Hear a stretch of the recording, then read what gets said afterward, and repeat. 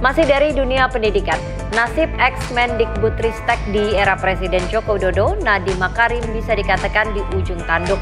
Diketahui ikut terlibat termasuk dalam rapat-rapat dengan tersangka-tersangka lainnya dalam kasus pengadaan laptop digitalisasi pendidikan ini. Nadiem pun sudah 2 kali diperiksa masih sebagai saksi. Dan saya kembali ke keluarga saya. Nasib Nadiem Makarim di ujung tanduk. Hingga kini masih berstatus sebagai saksi. Selasa, mantan Mendikbudristek di era Presiden Joko Widodo ini kembali diperiksa kali kedua. Selama hampir 20 jam di Kejaksaan Agung, Nadiem tak banyak beri keterangan terkait pemeriksaan ini. Baru saja selesai panggilan kedua saya. Dan saya ingin berterima kasih sebesar-besarnya kepada pihak kejaksaan karena memberikan saya kesempatan untuk memberikan penerangan terhadap kasus ini.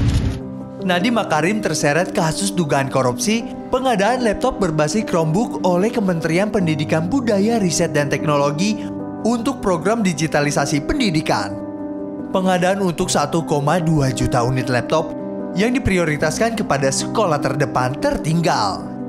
Kejagung belum menetapkan pendiri Gojek ini sebagai tersangka atas kasus yang disebut merugikan negara 1,9 triliun rupiah sepanjang 2020-2022 ini. Sementara atas berbagai alasan, sejumlah kalangan menilai Nadiem berpotensi tersangka. Semua politisi kita itu nggak ada yang suci.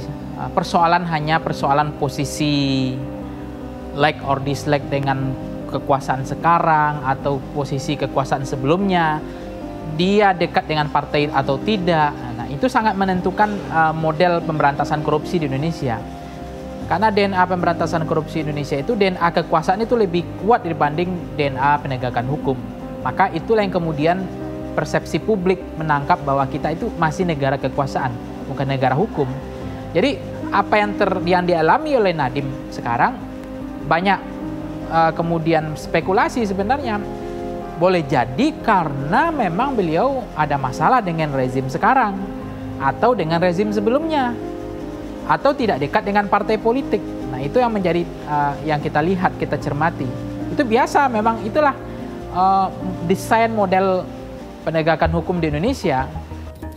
Dalam kasus ini, mantan Direktur SMP tahun 2020 Mulyatsyah, konsultan Kemendikbudristek Ibrahim Arif, dan staf khusus Nadiem Makarim Juristan ditetapkan tersangka.